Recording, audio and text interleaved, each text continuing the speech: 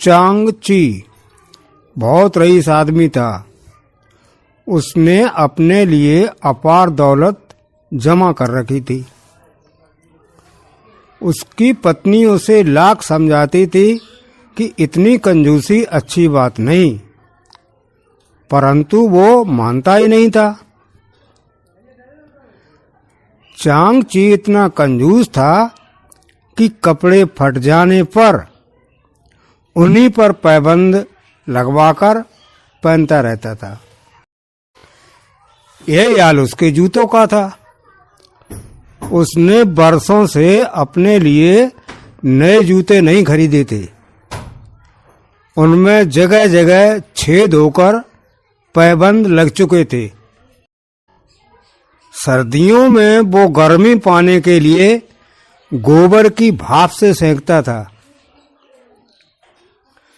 घर में यूं तो नौकर चाकर भी थे, परंतु वे भी उसकी कंजूसी से परेशान होकर जल्दी ही भाग जाते थे।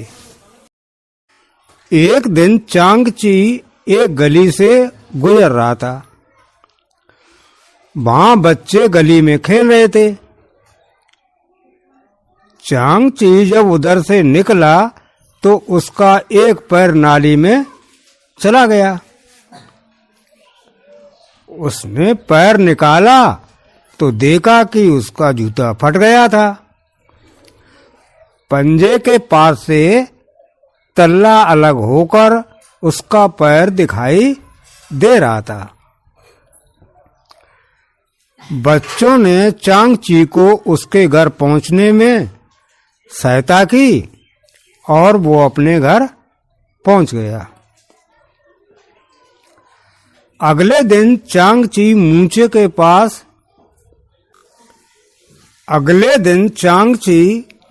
के पास जूते ठीक करवाने पहुंचा तो मोची ने बताया, सेठ जी, ये जूते बहुत पुराने हो चुके हैं, इसलिए इन्हें जोड़ने का कोई लाभ नहीं है। परंतु चांग ची ने जिद करके उन्हीं जूतों को ठीक करवा लिया। एक सप्ताह बाद वो फिर उसी गली से गुजरा जहां बच्चे खेल रहे थे। एक बच्चे की निगाह चांग ची के जूतों पर पड़ी। वो एक बच्चे के कान में फुसफुसाया, जरा इसके जूते तो देखो। सभी बच्चे हंसकर चांग ची के दो जूते देखने लगे। चांग ची चिढ़ गया और जल्दी जल्दी कदम बढ़ाने लगा। बच्चों को इसमें बहुत आनंद आया। सुई बड़ी नटखट लड़की थी। वो चिल्लाकर बोली, वाह, क्या चितकबरे जूते हैं। सारे बच्चे एक सुर में बोले, क्या चितकबरे जूते हैं। चांग ची सुनकर चिढ़ते हुए आगे बढ़ गया। इसके बाद जब भी चांग ची उधर से गुजरता, बच्चे चिल्लाकर कहते, चितकबरे जूते। धीरे धीरे चांग ची की चिढ़ बन गई, चितकबरे जूते। वो जहां कहीं भी जाता, कोई न कोई जरूर आवाज लगाकर कहता, चितकबरे जूते, और चांग ची चिढ़ जाता। घर पर उसकी पत्नी ने बहुत समझाया कि अब इन जूतों को फेंककर नए जूते खरीद लो, परंतु चांग ची ने उसकी बात नहीं मानी। लेकिन जब धीरे धीरे बात पूरे शहर में फैल गई तो वो अपने जूतों से सचमुच परेशान हो गया। उसने निश्चय किया वो इन जूतों को किसी भिखारी को दान में दे देगा। इसलिए वो सुबह उठकर शहर को गया और लौटते वक्त एक भिखारी को अपने जूते दे आया। भिखारी जूते पाकर बहुत खुश हुआ, क्योंकि सर्दी का मौसम था। परंतु सेठ के जाने के बाद जब उसने जूतों को देखा तो उन पर बहुत सारे पैबंद देखकर उन्हें हैरानी से देखने लगा। फिर सड़क के किनारे बैठकर वो उन जूतों को पहनने का प्रयास करने लगा। उसी समय उधर से पुलिस का एक सिपाही निकला। उसने भिखारी को जूतों को उलटते पलटते देखा तो उसे शक हुआ कि कहीं भिखारी जूते चुरा कर तो नहीं लाया है। उसने भिखारी को अपने पास बुलाया तो जूतों को देखते ही पहचान गया कि ये जूते चांगची के हैं। वो भिखारी से बोला, तूने जूते चोरी किए हैं, इसलिए तुझे थाने चलना पड़ेगा। भिखारी बोला, साहब मैं ये जूते चुरा कर नहीं लाया, एक सेठ जी ने मुझे अभी देकर गए हैं। परंतु सिपाही बोला, जिस सेठ के ये जूते हैं वो कंजूस सेठ तुझे जूते दे ही नहीं सकता, उसे ये जूते बहुत प्रिय हैं, तू झूठ बोलता है। मैं थाने में चलकर ही तय करूंगा कि तुझे क्या सजा दी जाए। सिपाही भिखारी को लेकर थाने में चला गया और चांगची को बुलवा भेजा। चांगची थाने के बुलावे को सुनकर भौचक्का रह गया और सोचने लगा कि मेरा वहां क्या काम हो सकता है। चांगची थाने पहुंच गया तो अपने पुराने जूतों को वहां रखे देखकर उसे बहुत हैरानी हुई। भिखारी को जेल में डाल दिया गया था। चांगची ने यह कहने की कोशिश की कि भिखारी ने चोरी नहीं की है, परंतु सिपाहियों ने बिना सुने सेठ को उसके चितकबरे जूते वापस दे दिए। चांगची बहुत दुखी मन से जूते वापस ले आया और उनसे छुटकारा पाने का उपाय सोचने लगा। उसकी पत्नी ने कहा, मेरी बात मानो तो जूते को कूड़ेदान में फेंक दो। चांगची को यह विचार जच गया और उसने अपने घर के कूड़ेदान के साथ जूते कूड़ेदान में फेंक दिए। 2 दिन तक सब जूतों की कोई खबर नहीं मिली तो चांगची जूतों की तरफ से निश्चिंत हो गया।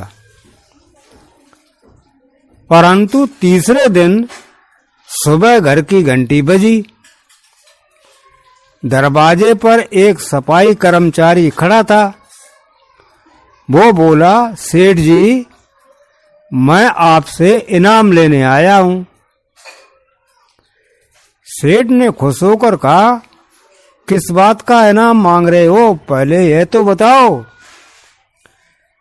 सफाई कर्मचारी ने पीछे से जूते निकालते हुए कहा, किसी नौकर या चोर ने आपके चितकबरे जूते कूड़ेदान में छिपा दिए थे।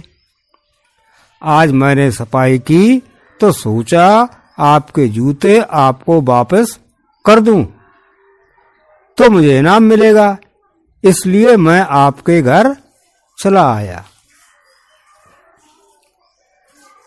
चांगची की इच्छा हुई कि वो बहुत जोर से चीखे और क्रोध से डांटकर भगा दे, परंतु वो बड़ा सेठ होने के नाते ऐसा न कर सका। चुपचाप जूते रखकर कर्मचारी को वहां से भगा दिया। अब चांगची का किसी काम में मन नहीं लगता था।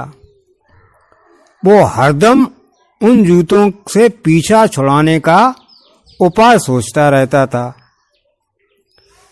एक दिन उसके मन में विचार आया कि क्यों न मैं इन जूतों को नदी में फेंक दूं। पानी के बहाव के साथ ये जूते कहीं दूर चले जाएंगे। फिर उसने एक पुल पर खड़े होकर उन जूतों को नदी में फेंक दिया और चुपचाप घर की ओर चल दिया। थोड़ी ही देर में कुछ बच्चे उसके पास भागते हुए आए और बोले, अंकल, आपके चितकबरे जूते किसी ने नदी में फेंक दिए। हम नदी में नहा रहे थे, तभी हमने इन जूतों को किसी को ऊपर से फेंकते देखा। हमने पानी में तुरंत आपके चितकबरे जूते पहचान लिए। ये लीजिए अपने जूते। अब चांगची क्रोध से पागल हुआ जा रहा था। उसे जूतों से छुटकारा पाने का कोई उपाय नहीं सूझ रहा था। वो सारा दिन घर में ही बिताने लगा। उसका व्यापार में मन नहीं लगता था। इस कारण उसका व्यापार मंदा होता जा रहा था। एक दिन सुबह वो नगर की सीमा पर पहुंच गया और नगर से बाहर जाने वाले एक यात्री से प्रार्थना की, भाई, ये जूते चाहे तो आप ले लें, अन्यथा आप नगर से बाहर जा रहे हैं तो इन्हें अपने साथ ले जाइए, वहां किसी जरूरतमंद को दे दें।